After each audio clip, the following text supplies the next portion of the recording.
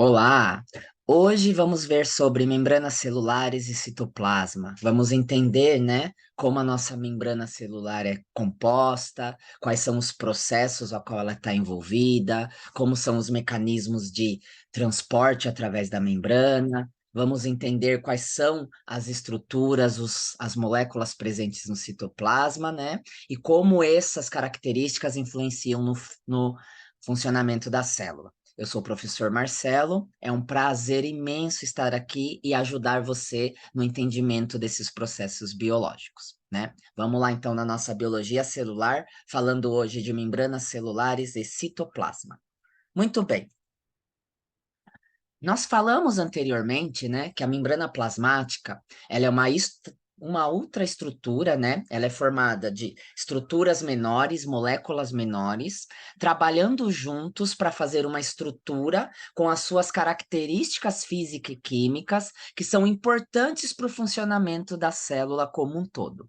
Quando a gente olha lá na membrana plasmática, né, nós vemos que ela é uma camada, uma bicamada fosfolipídica, né? Então ela tem lá lipídios de natureza anfipática, com uma cabeça hidrofílica que fica em contato com a água, a inserção de proteínas que podem servir para ancorar outras moléculas, ou ainda assim, né, funcionarem como portas de entrada de substâncias nessa célula. E nós também temos, né, carboidratos associados que podem funcionar como uma barreira seletiva ou ainda podem funcionar para o reconhecimento celular. Quando a gente fala da membrana, a gente está falando que a principal função de uma membrana é a proteção da célula, né? Ela vai proteger todo o conteúdo que uma célula precisa ter. Então, ela vai lá proteger as organelas, vai delimitar o espaço para essas organelas. Ela vai servir como uma barreira seletiva para entrada e saída de substâncias. Então, ela vai definir aquilo que pode entrar na célula e aquilo que não pode entrar. Ela vai definir aquilo que pode sair da célula e que não pode sair.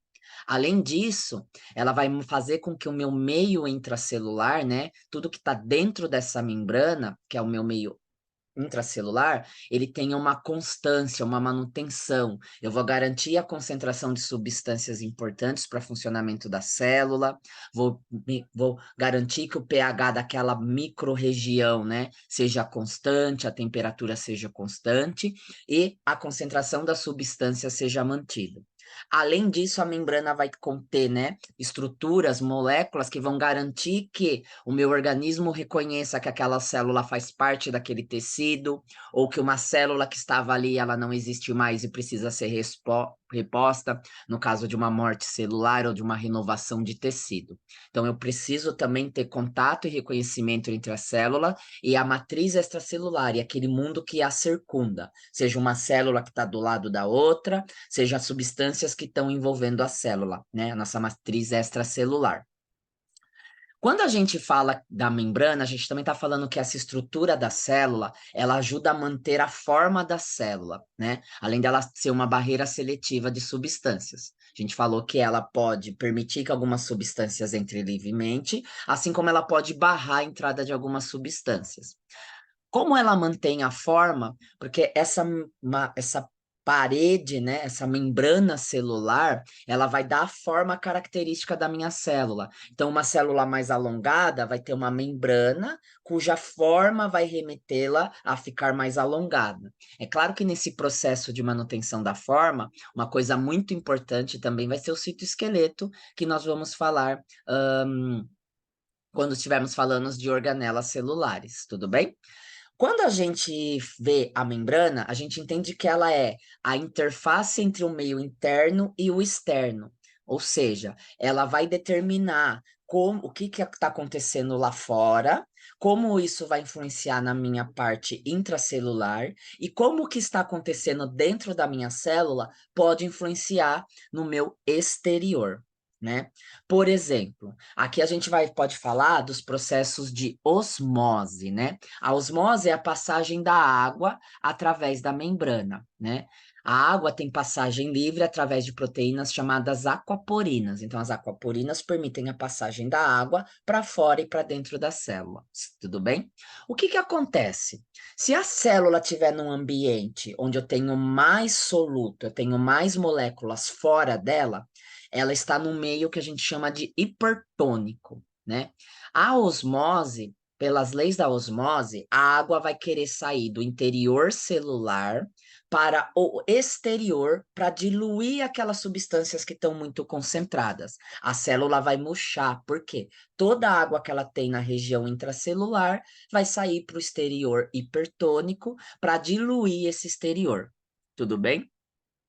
Quando a célula está no meio hipotônico, ou seja, fora dela, no meio extracelular, eu tenho poucas substâncias e dentro da célula eu tenho muitas substâncias, a água vai fazer o processo inverso. Toda a água que está no meio externo vai entrar dentro da célula, vai entrar mais água. Por quê? Agora o ambiente que tem que ser dissolvido é o ambiente dentro da célula. Essa célula vai inchar, né?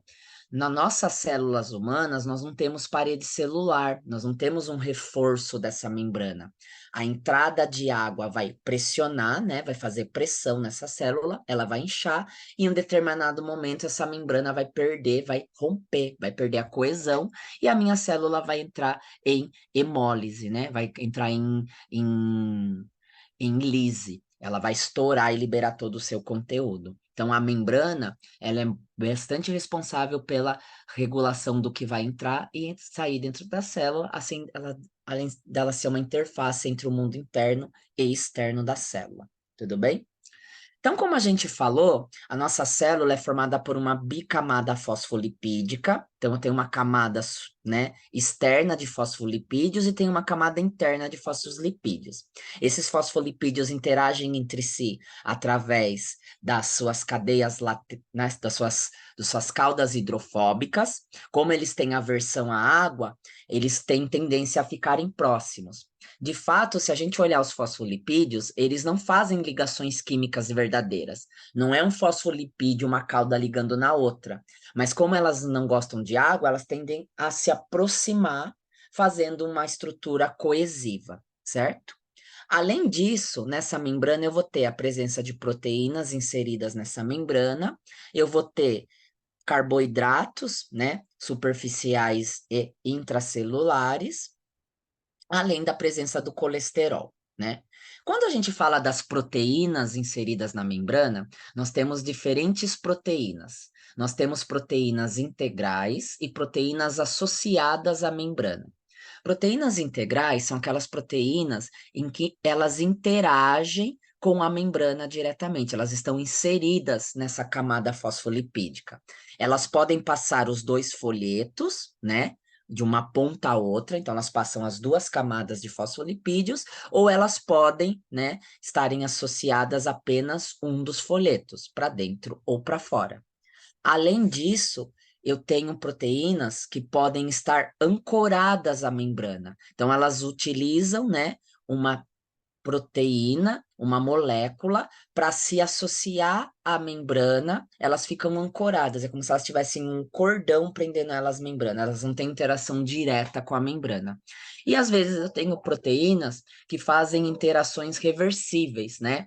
Elas se ligam a uma âncora ou à membrana, e a partir do momento que elas realizam o processo delas, elas saem. Então, essa interação, ela é dinâmica. Então, eu tenho esses três tipos de proteínas: proteínas que estão ligadas na membrana diretamente, proteínas integrais, né?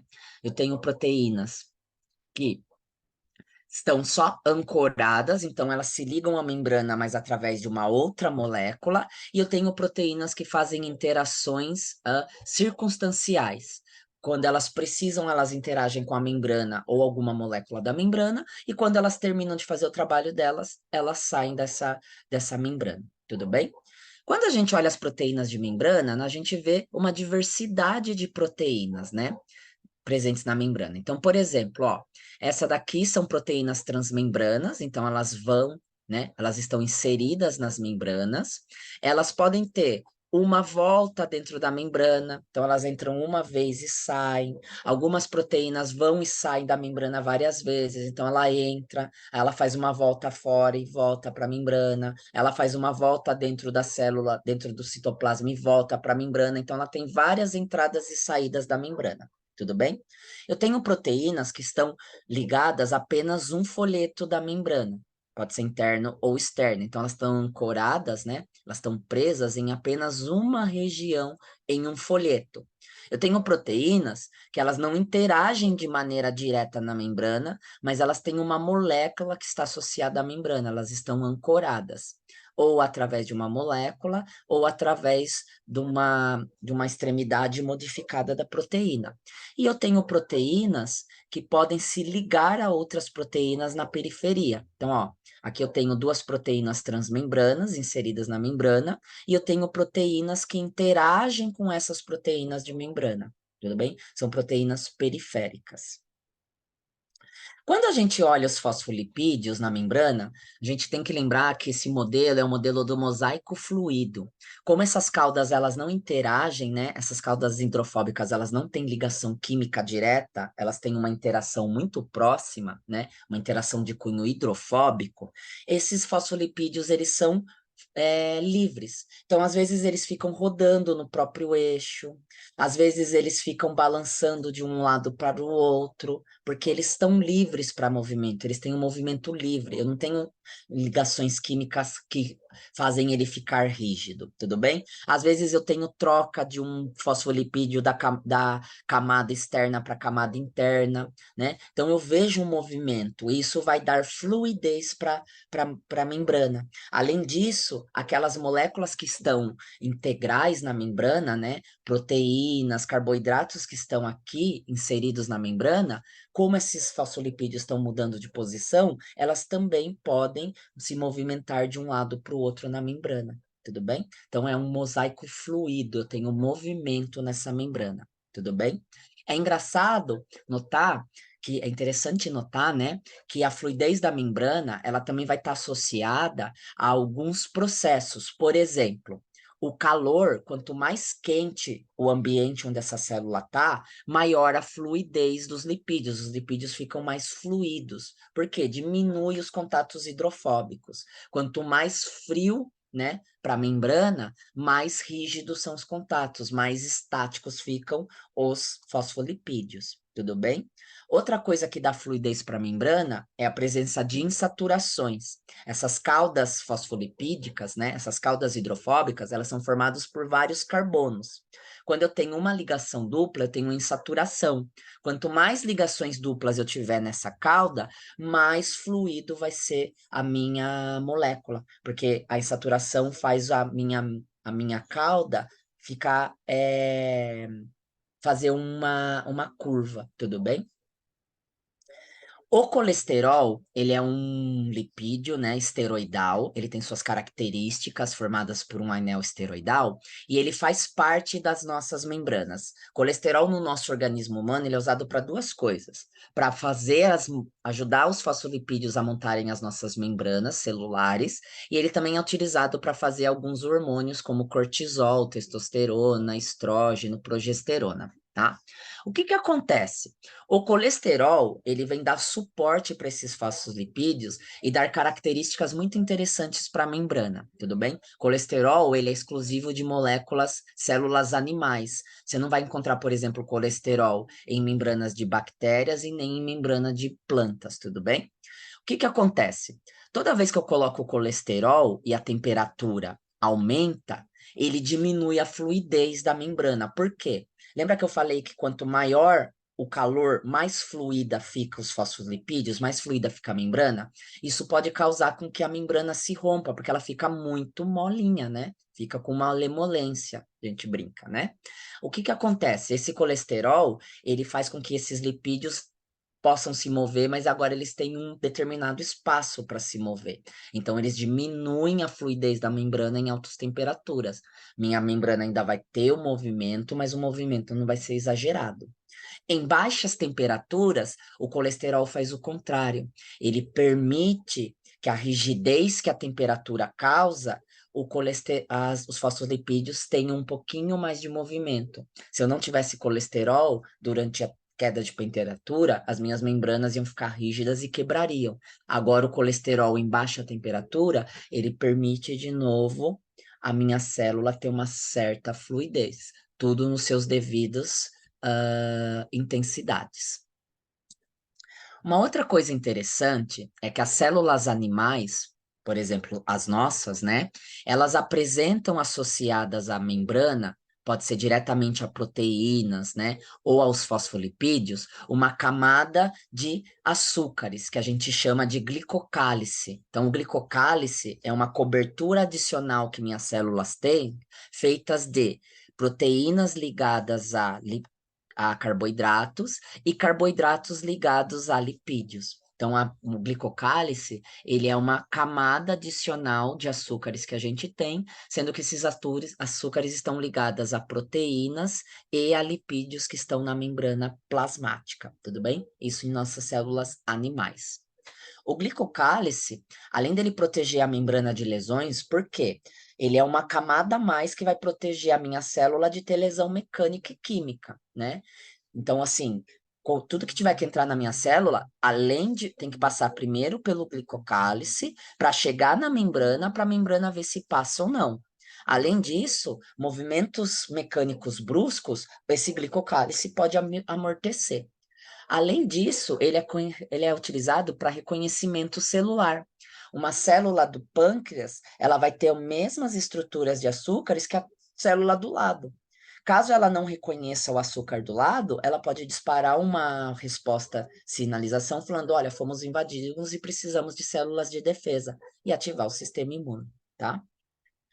Isso é importante, por exemplo, quando a gente pensa em grupamentos sanguíneos. O que que acontece quando eu tenho o meu grupo sanguíneo, né? Nós temos pacientes com tipo A, B, AB e O. O que que acontece? Esses pacientes, eles têm lá na superfície da célula açúcares, e esses açúcares são diferentes para cada tipo sanguíneo, né? A gente chama de antígeno A, antígeno B. Então, o paciente A, ele tem um antígeno A, ele tem um açúcar na ponta aqui, o tipo B vai ter um outro açúcar na ponta das suas hemácias. O AB tem os antígenos A e B, os açúcares A e B.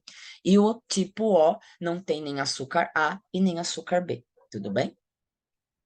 E é interessante que eles fazem anticorpos contra aquelas substâncias que eles não têm. Então, por exemplo, o paciente do tipo A vai fazer anticorpos contra o açúcar B. O paciente do tipo B vai fazer açúcares contra o A. O AB não faz nenhum anticorpo porque ele tem os dois açúcares. E o O vai fazer anticorpos contra o açúcar A e o B. Por isso que a gente fala que o paciente O doa para todo mundo, mas ele só pode receber de O. Enquanto o AB pode receber de todo mundo, né? Mas ele só doa para AB. Muito bem. Toda vez que eu preciso aumentar uma célula, ou eu preciso, né, reciclar a membrana, porque as membranas vão ficando fragilizadas, as moléculas, tudo na célula tem prazo de validade, né? As moléculas não duram para sempre. Toda vez que eu tenho fragilidades na membrana, eu preciso repor pedaços dessa membrana. E como que uma membrana nasce, como ela é aumentada ou como ela é reposta? Todas as membranas da nossa célula, elas são produzidas lá no retículo endoplasmático, né? Uma série de cisternas achatadas, de tubos achatados, feitos de fosfolipídios, onde eu vou começar a inserir proteínas. Aí o que que acontece?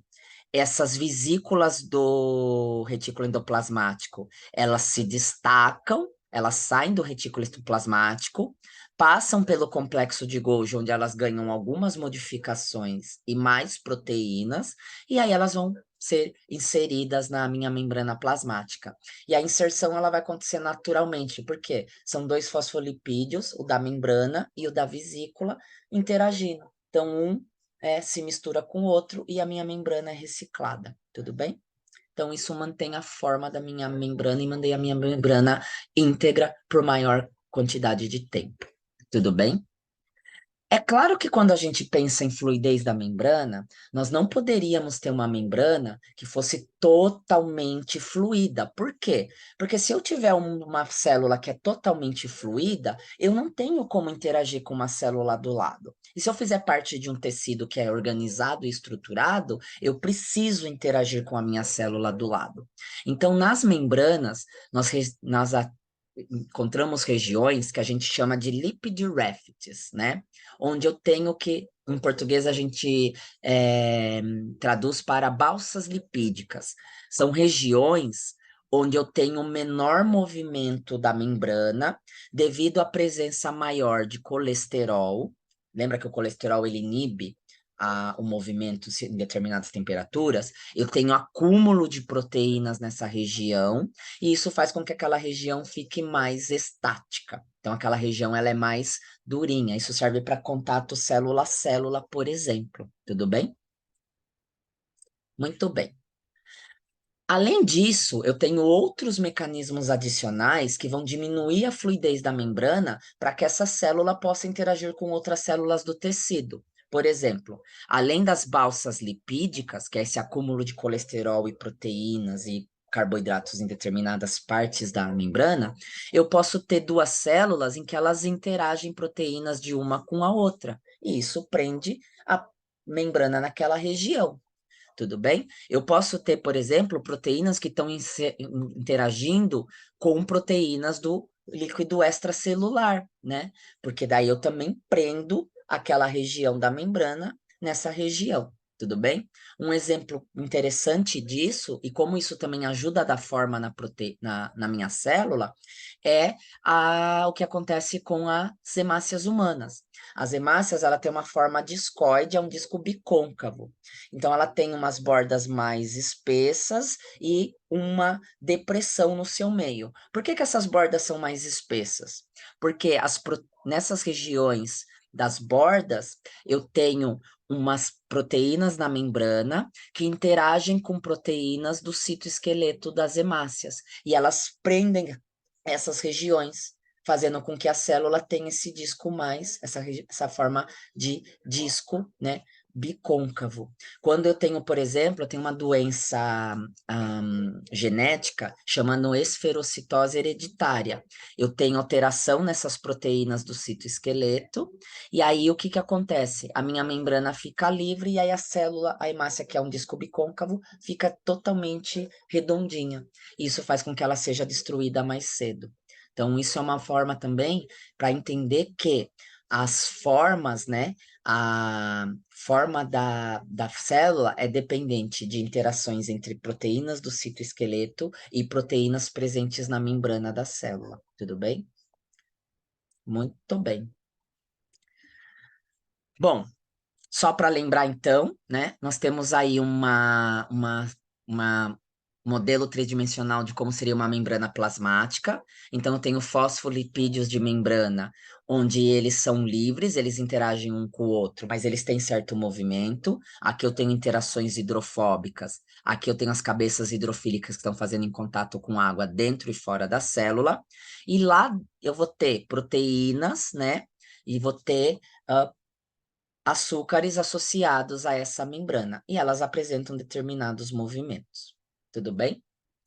Nós também falamos que a membrana plasmática, ela tem o quê? Permeabilidade seletiva. Ela determina o que vai entrar e o que vai sair dentro da célula. Tem substâncias que podem entrar livremente e sair livremente das células, e tem substâncias que têm que passar por portões para entrar, e substâncias que simplesmente não vão entrar na célula. Por exemplo, substâncias pequenas, muito pequenas, elas conseguem passar pelos espaços deixados pelos fosfolipídios. Lembra que eu falei que não tem ligação química direta? É uma interação hidrofóbica. Eles não gostam de água e eles se aproximam. Então, pequenos espaços permitem que substâncias pequenas passem. Substâncias que são lipossolúveis, ou seja, que são dissolvidas em lipídio, é uma camada bifosfolipídica. Eles também passam diretamente. E substâncias que têm aversão à água, ou seja, são apolares, elas têm a mesma característica da cauda do fosfolipídio. Elas odeiam água, então elas também conseguem passar por meio dessa camada. O que que a membrana impede de passar? Ela impede de passar substâncias polares, né? Então, eu tenho ali uma série de substâncias que gostam de água, e aí a membrana fala: não, para passar por nós, não pode gostar de água. Então, elas são barradas. Substâncias que são dissolvidas em água também não passam, porque a membrana não deixa essa troca acontecer, a não ser pelas águas porinas, e íons também não passam. Por quê? Porque as membranas apresentam, né, o fluxo de dentro da célula e fora da célula, eu tenho uma quantidade de íons que dão uma determinada carga para os ambientes. Tudo bem? Muito bem. Uma vez que a gente está falando que a célula permite ou não permite a passagem de substâncias, eu estou dizendo que algumas substâncias precisam passar o quê? Por meio de transporte. E aí a gente pode dividir o transporte para dentro e fora da célula em dois tipos: o transporte passivo e o transporte ativo. Transporte passivo, ele é a difusão e a osmose. Osmose é a passagem de água, a gente já conversou um pouquinho sobre isso. A passagem por difusão, ela pode ser simples ou facilitada. Tem alguém que está ajudando a passagem desse substrato. É passivo porque não tem o gasto de energia. Eu não preciso de energia para que esse transporte aconteça. E eu tenho o transporte ativo, eu preciso usar energia para transportar a substância que eu quero para dentro ou para fora da célula. Tudo bem? Vamos lá relembrar então um pouquinho a osmose.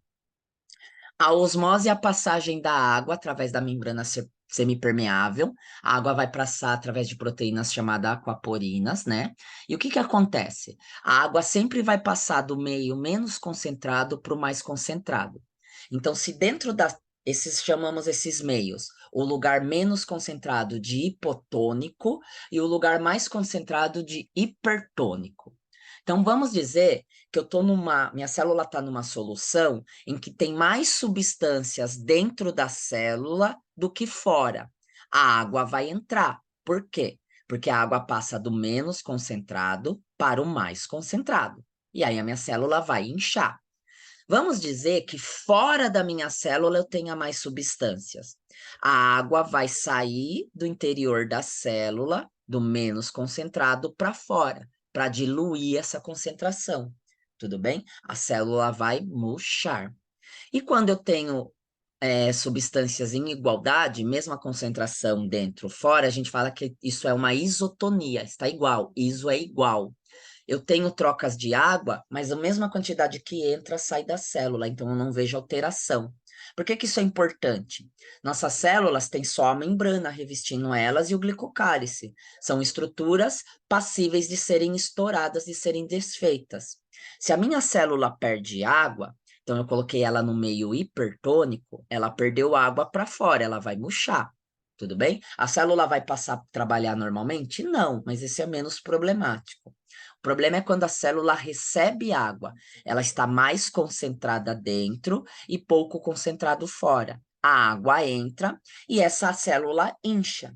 Se a água continuar entrando, a pressão dentro da água vai aumentando e chega uma hora que a membrana se rompe e a célula entra em lise e morte celular, certo?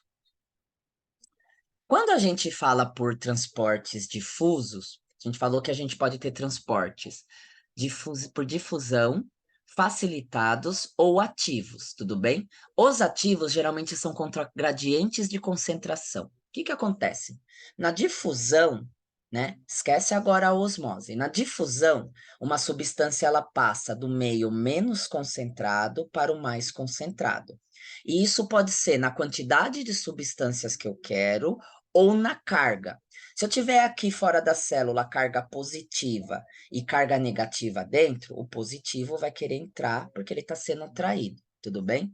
Se aqui tiver positivo e aqui tiver positivo, essas substâncias se repelem. Então, o transporte a favor do gradiente, ele é sempre contra, do menos concentrado para o mais concentrado, né? Lembrando que a gente está falando agora de difusão, tá bom? Ou de cargas opostas. Já nos transportes ativos, eu estou contra o gradiente. Eu estou querendo jogar num lugar concentrado mais molécula. E, na verdade, a gente quer passar do mais concentrado para o menos concentrado. Então, é contra o gradiente. Ou então eu estou lá com um monte de carga positiva e quero colocar mais molécula positiva. E isso também é contra o gradiente de concentração, tudo bem? Aí eu preciso gastar energia para fazer esse tipo de transporte. A difusão simples, a molécula sai do lugar mais concentrado, passa direto pela membrana para o lugar menos concentrado. E aí os ambientes se equilibram, tudo bem? Lembrando que isso aqui é o substrato, não é mais água, tá bom? A água é diferente, é a osmose. Na difusão facilitada, o que que acontece? Eu quero passar uma substância, só que ela não passa direto pela membrana. Então, eu tenho portões, que são canais ou transportadores, que pegam a substância da região menos concentrada e põem na região mais concentrada. Tudo bem? Eu ainda não estou gastando energia também. Simplesmente aqui passa do mais concentrado para o menos concentrado, do mais concentrado para o menos concentrado, através de um canal que se abriu ou de um transportador que está fazendo o processo de abertura e fechamento. Tudo bem? Já no transporte ativo, eu estou indo contra o gradiente. Eu quero colocar uma molécula que tem muito num lugar que já. Eu quero colocar uma molécula num lugar que já tem muito. E a molécula quer sair, eu quero que ela volte, seja para dentro ou para fora da célula. E para isso eu preciso gastar energia. Pode ser porque aquela molécula tem muito e eu quero colocar mais dela, ou pode ser porque a carga não é correspondente. Eu quero colocar uma carga negativa num lugar que já é muito negativo, tudo bem? E aí eu preciso gastar energia. Isso é um transporte ativo, tudo bem? Muito bem. Eu gasto energia para manter esse gradiente. Naturalmente, eu vou ter diferentes tipos de proteína de transporte na membrana. Eu vou ter canais iônicos que só se abrem quando um ligante aparece, e eu vou ter transportadores. Tudo bem? O que que acontece? Um canal iônico, ele está fechado para o ambiente, e quando o substrato dele aparece, o íon dele aparece, a própria carga do íon faz com que ele se abra e ele passa. Então, eu tenho abertura e fechamento do canal de acordo com a carga do meu substrato. E aí passa e depois ele fecha. No canal dependente de ligante, eu também tenho uma porta fechando. Só que quando o substrato chega, o substrato não consegue abrir essa porta sozinho. Ele precisa que uma molécula venha, se ligue nesse portão e o portão abre. Então, eu preciso de uma chave para minha fechadura. A partir do momento que a chave entra, o portão abre e aí o meu substrato passa. Então, isso é um canal iônico dependente de ligante. E um transportador? Pode ser para dentro ou para fora, tudo bem? Um transportador, ele interage com o meu substrato, né? Aqui os meus substratos só estão usando o espaço que é criado entre o canal iônico, tá? Aqui não. O meu substrato interage com a proteína que forma o canal, que forma o transportador, e esse transportador abre e fecha para o ambiente de acordo com o movimento, com a direção do movimento. Então, olha aqui o que aconteceu. Essa molécula precisava sair da célula, ela ligou no meu transportador, que estava aberto para o citoplasma. Quando ela ligou, o transportador abriu para fora e ela foi expulsa para fora da célula, tudo bem? Então, isso constitui um transportador. Ele interage diretamente com o substrato. Nos canais, eu não tenho interação do substrato com a proteína, eu só tenho a abertura da passagem. Pode ser uma abertura onde o substrato chega e o portão abre, o canal iônico abre, ou esse portão precisa de uma segunda molécula para abrir, precisa de uma chave, tudo bem? A direção do transporte também pode ser classificada. Aí a gente fala que o transporte pode ser uniporter, symporter ou antiporter. Uniporter é quando o meu canal, o meu transportador, ele só coloca a molécula em uma direção, uma única molécula. Então, por exemplo, se a molécula está fora da célula e o transportador põe para dentro, ele só coloca aquela molécula na direção de dentro. Se é um transportador ou um canal que coloca para fora, ele só coloca aquela molécula sempre para fora. E um Symporter? Um Symporter é um transportador que coloca duas moléculas de uma vez no mesmo sentido. Então, por exemplo, eu tenho aqui o meu triângulo amarelo e o meu quadrado vermelho. Ambos precisam entrar na célula. O mesma proteína coloca as duas substâncias para dentro da célula, tudo bem? É unidirecional e é no mesmo sentido duas substâncias. E o antiporter? O antiporter, ele também promove o transporte de duas substâncias, mas essas substâncias têm sentidos diferentes. Então, olha o que está acontecendo aqui.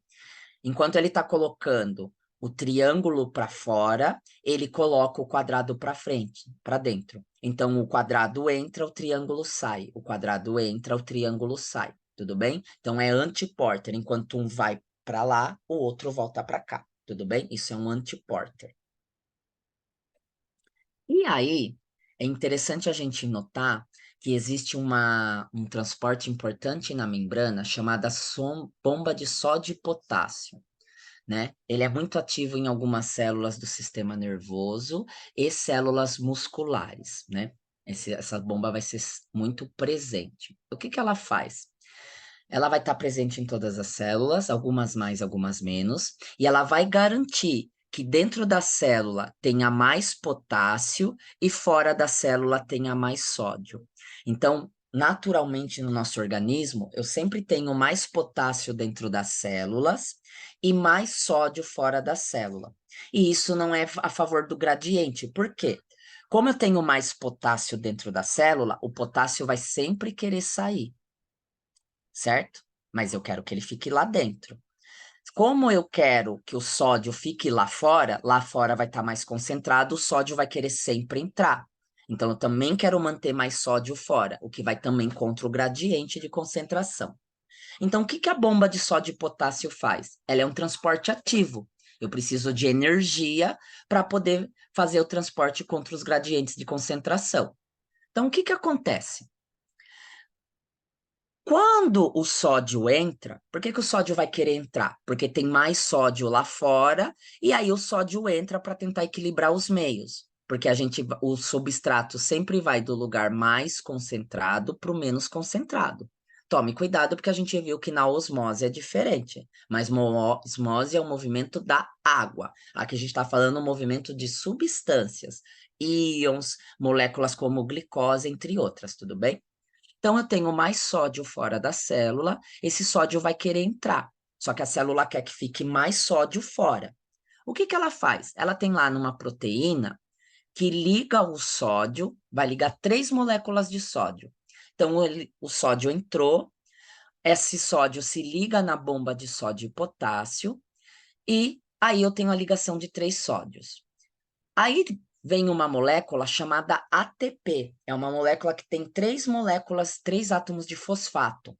Para manter fosfato unido, eu faço uma ligação química muito energética. Então, toda vez que eu tiro um átomo de fosfato, eu libero muita energia. O que que acontece? O ATP vem, e aí a bomba pega um fosfato desse ATP e fica preso com ela. Ela fala, me dá um fosfato aí. A energia liberada, né, quando ela pega esse fosfato do ATP, faz com que ela possa mudar de forma. E aí o que que ela faz? Ela que estava aberta para o interior da célula, ela abre para fora. O sódio que estava ligado aqui dentro sai. Uma vez que ela está aberta para o exterior, então agora a porta está aberta para o lado de fora da célula, permite a entrada de dois potássios. O potássio entra e se liga aqui. Só que o fosfato está preso nela ainda. Aí ela vai lá e libera o fosfato, dá mais energia. Quando ela libera o fosfato, a porta fecha para fora e abre para dentro. E aí o potássio pode ser jogado para dentro. Ou seja, eu vou manter bastante potássio dentro da célula e bastante sódio para fora. E da onde veio esse potássio que estava fora? Se ele estava muito dentro da célula, ele quer sair. E aí a célula põe ele para fora de novo. E com o sódio é o contrário. O sódio está muito fora, ele quer entrar e a célula põe ele para fora de novo. Então, essa é a famosa bomba de sódio e potássio. Ela garante que eu vá ter mais sódio fora e mais potássio dentro da célula. Vamos relembrar isso rapidinho? Eu estou lá com o sódio entrando e o potássio saindo, porque eles estão a favor do seu gradiente de concentração. Tem muito potássio dentro da célula, o potássio quer sair. Tem muito sódio fora da célula, o sódio quer entrar. A célula não quer que isso aconteça. O que que ela faz? Ela tem uma porta que está aberta para dentro do citoplasma, então o portão está aberto aqui dentro, liga 3 sódios, vem o ATP e dá um fosfato. A porta fecha para dentro e abre para fora. Os 3 sódios que estavam aqui são liberados para fora da célula.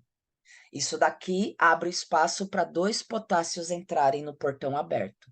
O potássio entra, a bomba libera o fosfato, a porta fecha para fora e abre para dentro. O potássio é jogado para dentro da célula. Essa é a famosa bomba de sódio e potássio. Então vamos lá, ó, relembrando, né? Relembrar é viver sempre. Maior concentração de sódio fora da célula, menor concentração de potássio fora da célula. Tudo bem? O sódio tende a entrar e o potássio tende a sair. A bomba liga 3 sódios na parte de dentro e aí o ATP se liga. O ATP dá um fosfato lá para minha bomba. O sódio é jogado para fora. Quando eu jogo o sódio para fora, a bomba fica aberta para fora e o potássio se liga. Aí eu libero o fosfato, isso fecha a porta de novo e o potássio é liberado para dentro da célula. Tudo bem? Muito bem. Existe um transporte muito interessante também, eu queria chamar a atenção para vocês para esse ponto, que é como a gente coloca a glicose dentro do nosso corpo. A glicose está nos nossos alimentos, e aí quando a gente come um pãozinho, né, um bolinho, um brigadeiro, a gente precisa colocar essa glicose dentro. Mas olha que interessante, né? Durante um tempo eu vou ter glicose, mas eu tenho muita glicose dentro da célula, que é onde o glicose deve estar. Então, a glicose jamais entraria. Por quê? Porque aqui esse meio já está um monte de glicose. Então, a glicose não vai querer entrar no seu intestino. Ela vai querer ficar aqui fora. Mas eu preciso que ela entre para o intestino pegar essa glicose e jogar na corrente sanguínea. Então, o que que acontece? Chega lá um pouco de glicose aqui dentro e tem muita glicose dentro da célula. O que que acontece? No seu intestino tem muito sódio e pouco sódio dentro da célula, porque lembra que a célula joga sódio para fora? Aí existe um cotransportador, é um symporter.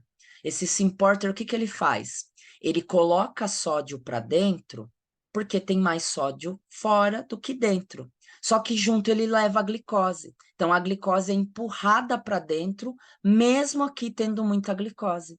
E aí a glicose é transportada, é absorvida. Depois que a glicose é absorvida, a célula do intestino pega essa glicose e põe na corrente sanguínea, porque na corrente sanguínea tem menos glicose. E o sódio? O sódio, a bomba de sódio e potássio vai jogar esse sódio para fora lá no meu sangue. Então, olha que interessante. A célula do meu intestino usa um symporter. Ela está transportando junto sódio e glicose para poder absorver essa glicose dos meus alimentos. Beleza? Existe um processo que células fazem também, chamado de endocitose. Ela pode englobar, ela pode obter algumas substâncias, jogando a membrana dela, envolvendo essas substâncias e colocando essas substâncias para dentro de si. A endocitose, ela é dividida em 2 processos. A pinocitose, que todas as células do seu corpo podem fazer, e a fagocitose, que só as células de defesa específicas, os macrófagos e os neutrófilos fazem, tudo bem? A pinocitose, ela pode ser dividida em macropinocitose, dependente de clatrina, dependente de caveolina e pinocitose comum. O que que acontece? A macropinocitose, a minha molécula, a minha célula, ela muda o citoesqueleto dela e ela cria falsas mãos, né? Pseudópodes que a gente fala. Ela cria como se fosse uma extensão da membrana. Essa extensão engloba o que ela quer engolir e aí ela põe para dentro dela, tudo bem? Formando um endossomo. Então, a macropinocitose, eu tenho alteração do citoesqueleto da célula. A dependente de clatrina, o que que acontece? Quando a molécula que precisa ser engolida interage com receptores na célula, né? Então ela tem lá uma molécula, uma fechadura, e essa molécula é a chave. Quando a chave liga na fechadura, ela recruta uma proteína chamada clatrina. A clatrina se liga nessa região da membrana, faz essa membrana entrar, e isso gera um endossomo. E aí ela engole aquela partícula. Eu também tenho as dependentes de caveolina. O que que acontece? Nessas regiões, eu já tenho buraquinhos lá, né? Eu já tenho uma parte da membrana que já faz uma parte mais interna, e essa parte é inteirinha revestida de uma proteína chamada caveolina. Quando a molécula cai aqui dentro, a caveolina se fecha e põe essa proteína, essa substância para dentro. E a outra é a que a gente chama de pinocitose comum. Eu não vejo nenhuma proteína envolvida, eu não vejo a minha célula lançando pseudópodes. A membrana invagina, ela gera um endossomo, né, que é uma partícula de lipídios com a substância dentro, e isso é interiorizado, tudo bem? Então, isso também é um tipo de transporte muito comum nas células, a endocitose. E as células imunes, como que elas fazem? Elas fazem a fagocitose, lembra? O que que é a fagocitose? Fui invadido por uma bactéria e preciso combater aquela bactéria. Eu tenho nas minhas células de defesa receptores que identificam moléculas em bactérias e em vírus. Então, o vírus está lá, ele tem uma proteínazinha que é redonda. Ela tem lá um receptor na célula que identifica essa partícula redonda. Quando a bactéria interage com esse receptor, dispara um sinal químico na célula e a célula fagocita essa bactéria. Ela lança lá os pseudópodes e coloca essa bactéria dentro de um fagossomo, dentro de uma vesícula. Essa vesícula vai receber a adição de uma organela chamada lisossomo, e aí eu destruo a bactéria. Tudo bem? É claro que os micro-organismos, eles evoluíram e alguns deles conseguem sobreviver a essa fagocitose, né? Por exemplo, eu tenho bactérias que elas inibem a fusão do lisossomo com o fagossomo, e aí eu não tenho enzimas para destruir a bactéria. Eu tenho bactérias que destroem o fagossomo e escapam dele para o interior celular. Então, eu tenho aí alguns parasitas, algumas bactérias que aprenderam a enganar o seu sistema imune. Tudo bem? Muito bem. Os receptores, né, aqueles receptores que ligam moléculas, alguns deles são destruídos depois que são utilizados, alguns são devolvidos para a membrana, alguns deles ficam guardados dentro da molécula, né, e alguns deles são jogados para a corrente sanguínea. Então, os receptores também, eles têm diferentes destinos dentro de uma célula. Tudo bem? Uma coisa interessante dos endossomos é que eles podem servir como lugar de estoque, né? Essa membrana, essa vesícula membranosa, dentro dela existe um espaço e eu posso guardar substâncias nela, e eu também posso guardar proteínas na superfície dela. E é isso que acontece, por exemplo, com o nosso transportador de glicose das células, né? A gente só vai ter transporte de glicose se a proteína que deixa passar a glicose estiver na membrana da célula. Só que ela fica guardada lá dentro da célula no endossomo. Esse transportador chama GLUT4. Quando eu tenho glicose na minha corrente sanguínea, eu libero insulina, a insulina se liga no receptor dela e faz com que esse endossomo vá para a membrana da célula. E aí a minha molécula de transporte agora fica na célula e a glicose entra. Então, os endossomos também são usados como estoque de proteínas da membrana. Tudo bem? Muito bem. E o nosso citoplasma? Falamos da membrana, mas o que que tem naquela substância? Lembra que eu falei que a célula não é um espaço oco, não é vácuo? Tem várias substâncias lá, que é um líquido coloidal, um líquido que tem aspecto gelatinoso, lembra muito gel de cabelo, né? O que que eu tenho no meu citoplasma? Eu tenho as organelas, né? Se for um eucarioto, tenho ribossomos, lisossomos, peroxissomos, complexo de Golgi. Eu tenho um hialoplasma, que é formado por águas, íons, aminoácidos, proteínas, vitaminas, açúcares. E eu posso ter inclusões citoplasmáticas, eu posso ter grânulos de reserva. Por exemplo, os úteis, né? Eu tenho, às vezes, que guardar glicose para a célula trabalhar. E aí eu formo grãos de um açúcar chamado glicogênio. Tudo bem? E eu tenho aquelas inclusões que não são úteis para a célula, mas existem. Por exemplo, a tatuagem. Por que que as tatuagens são permanentes? Porque a tinta não pode ser degradada pela célula. Então, ela fica na forma de inclusões dentro da célula, dentro de uma célula de defesa chamada macrófago. Quando um macrófago morre, o outro vem lá e fagocita aquelas gotículas de tinta. E aí vai renovando a minha tatuagem para sempre. Ela desbota porque um pouquinho da tinta pode ser perdido ao longo desse processo, né? As células precisam se ligar uma entre si e elas precisam interagir com o tecido ao redor, né? Como elas fazem isso? Através de moléculas de adesão. Então, eu tenho interação entre células, entre elas precisam, por exemplo, interagir com células do endotélio, elas precisam interagir com a matriz extracelular, né? Essa quantidade de substâncias que tem fora da célula. Para isso, eu tenho vários tipos de interação. Como que uma célula interage com ela? Através das junções de oclusão, junções aderentes, desmossomos e junções gap. O que que é junções de oclusão? São proteínas que fazem com que uma célula interage com elas. Então, elas fazem pontes entre uma célula e outra, tudo bem? Elas são mais presentes no ápice das células, então elas estão mais na parte externa da célula. Elas geralmente deixam as células muito unidas nessas regiões, tudo bem? Presente mais nas camadas externas. E elas impedem que moléculas passem por esse espaço entre as células. As junções aderentes, o que que acontece? Aqui dentro da célula tem uma proteína chamada quitina. Então, a quitina de uma célula interage com a quitina de outra célula, tornando elas presas umas nas outras, tudo bem? Elas são mais basais, elas vão estar mais para o meio da célula. Os demossomos são formados por duas proteínas. Eu tenho uma proteína que forma filetes e uma proteína que está dentro da célula, uma placa. E aí, quando essas células, essas aderinas, elas interagem, elas formam elas se interagem e ligam uma célula na outra. Então, a célula fica presa através desses desmossomos.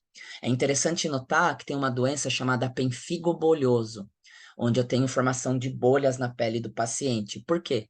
Esse paciente, ele tem defeito nessas proteínas do desmossomo, aí a água que está nos vasos sanguíneos passa pelo espaço dessas células e forma as bolhas na pele do meu paciente. E eu tenho as junções GAPs, são proteínas que formam um canal, um tubo. Elas mantêm as células juntas, mas essa célula tem comunicação com essa. Então, uma substância que está nessa célula pode passar para essa, a dessa célula passar para essa, através desses canais que mantêm as células juntas. Isso se chama junções GAP. Tudo bem? E o meu material extracelular? O que que eu tenho fora dessa célula? Eu tenho um ambiente muito complexo. A matriz extracelular, a gente divide em lâmina basal e em matriz intersticial. O que que elas vão ter? Elas vão ter diferentes proteínas, né? Por exemplo, na lâmina basal eu tenho colágeno, eu tenho laminina, eu tenho integrinas que fazem a célula se ligar à lâmina basal. Na matriz intersticial eu tenho mais colágeno, um colágeno mais frouxo, eu tenho perclan, eu tenho fibronectina, elastina, tenho ácido hialurônico. Tudo isso vai fazer o quê? Vai ajudar a alimentar as minhas células do epitélio, vão deixar elas estruturadas e eu vou ter aqui as minhas camadas de derme, tudo bem? Então, isso é minha matriz extracelular. Eu tenho tecidos que são ricos em matriz extracelular, eu tenho tecidos que são pobres em matriz extracelular. Tudo bem? Professor Marcelo aqui, explicando para vocês um pouquinho sobre citoplasma e membrana plasmática. Espero ter colaborado com o conhecimento de vocês. Até a próxima. Bons estudos.